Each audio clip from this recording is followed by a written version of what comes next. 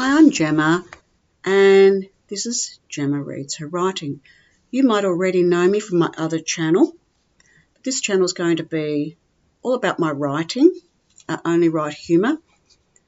It's very hard to get published these days, and I have self-published some things on Amazon, but not very much, and it's a lot of trouble to keep trying without success. So I'm just going to read some of my writing.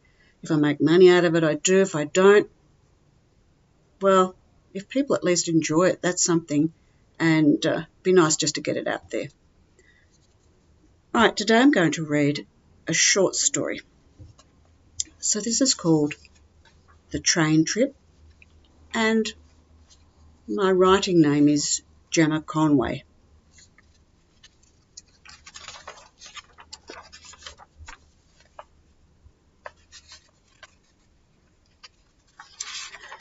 Gerald was riding on a train bound for Broadmeadows. Would he ever make it? His hands trembled. His heart thumped painfully. He calculated his chances. 50-50?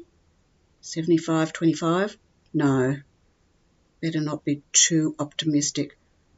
Probably 25-75.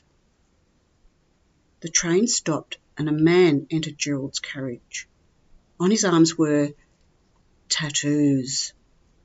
Gerald almost lost consciousness.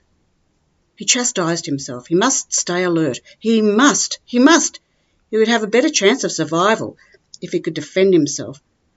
Perhaps a 50% better chance. But then again, maybe it would be better to appear unconscious already. That way an aggressor may decide not to attack him. The train stopped again, and Gerald stared straight ahead, unable to bring himself to look to see who might be coming on next. The door beside him began to open. Sweat dripped down his neck. The tattooed man got out of his seat and stared aggressively at Gerald, who gasped and closed his eyes. The suspense was too much for him to bear. "Are you right?" asked the man. Gerald opened his eyes in surprise. The man was helping a lady lift a pram into the train. "Sorry I couldn't help you," said Gerald, blushing deep red. "Strained my arm." He produced a laugh which sounded like the bleat of a sheep. "You liar," he told himself. "You silly idiot. You were so worried about yourself. You didn't help the lady." At the following station, they were joined by a gang of 6 youths.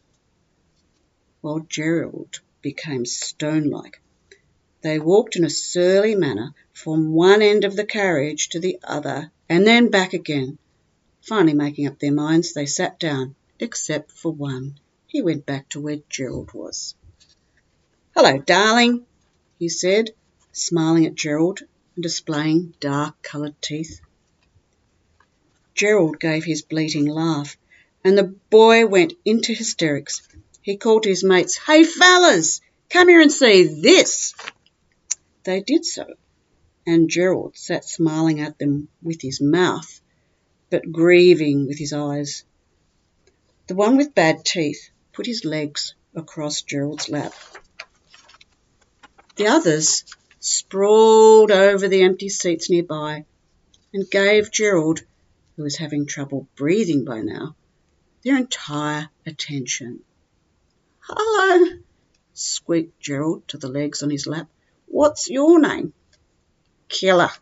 "Oh, that's a nice name. You've got nice jeans on. They're nice shoes. I like those sort of ones." He gave a repeat performance of his sheep imitation. "You want a swap?" I don't think yours would fit me." "That's a pretty tie," said the boy, fondling Gerald's tie. "Yes, my mother gave me that. It's linen." "Oh, yeah, they make tea towels out of that, don't they?" Gerald barred in reply, and the boys joined him, making an overall sound like machine guns. The train slowed, and Gerald was up like a rocket. "Well, this is my station," he said, panting. I've got to go now. Oh, don't go, darling. Gerald desperately threw the carriage door open and leapt out, an action he immediately regretted because the train was still moving. He fell, then rolled over, and hitting his cheek on the platform, was brought to a halt. Enthusiastic applause came from the carriage he had just left. Swiftly picking himself up, he sprinted down to the other end of the platform and jumped into another carriage. The gang of boys laughed until they got stomach cramps. Gerald tugged the door closed and thumped into a seat. He now had only one more station to go. Pain began to set in his right cheek, which was already producing a design of pretty colours, and in his body. He cringed with embarrassment as he thought of how silly he must have appeared. If only he hadn't panicked. Instead of the boys hurting him, he'd hurt himself. There's quite a good chance, perhaps even 80-20, that he would still have gotten away unmolested if he'd just waited that bit longer for the train to stop. The only other person in this carriage was a pretty, fair-haired woman dressed elegantly in pastel colours. He smiled reassuringly at her. He'd probably scared the hell out of her bounding in like that. For the first time in his journey, he felt safe and he completely relaxed. One more station, he thought.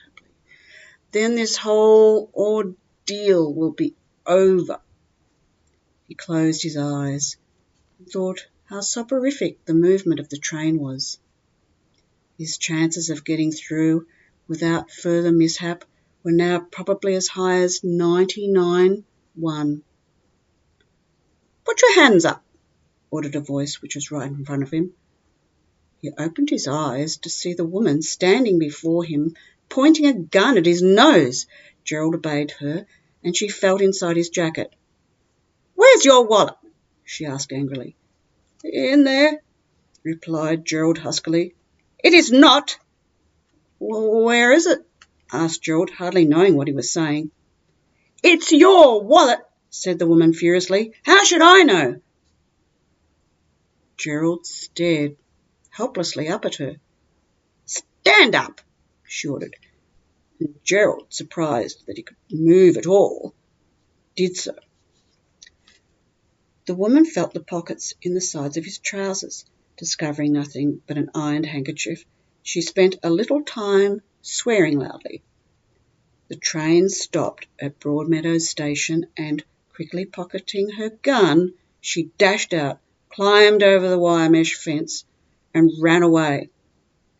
Gerald got out cautiously and then went to tell the station guard what had happened. But seeing the group of boys dancing towards him, he stopped and stood still. They were laughing. One was holding his stomach. Another yelled, "Hey, mate, you left something behind," and tossed an object to Gerald, who, imagining that it was a bomb or something, gasped and jumped out of its way. The boys cried with laughter as they proceeded through the ticket gate, one having to stop for a moment and put his hand against a wall for support. Gerald recognised the object as his wallet and picked it up. He examined its contents and found nothing missing.